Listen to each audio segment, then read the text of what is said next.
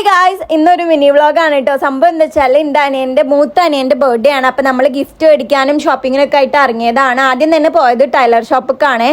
എനിക്കൊന്ന് അളവ് കൊടുക്കാനും പിന്നെ ഉമ്മാക്ക് 2 മെറ്റീരിയൽ സ്റ്റിച്ച് ചെയ്യാൻ കൊടുക്കാനും ഉണ്ടായിരുന്നു. ഞാൻ ഫ്രോക്കിൻ്റെ അളവാണ് ഇപ്പോൾ എടുത്തുകൊണ്ടിരിക്കുന്നത്. അങ്ങനെ ഞങ്ങൾ നേരെ പോയത് ഒരു ഫാൻസി ഷോപ്പിക്കാണ്. എനിക്ക് 2 കമ്മൽ മേടിക്കണമായിരുന്നു, ജസ്റ്റ് ഒന്ന് ഇടാൻ വേണ്ടിയിട്ട്.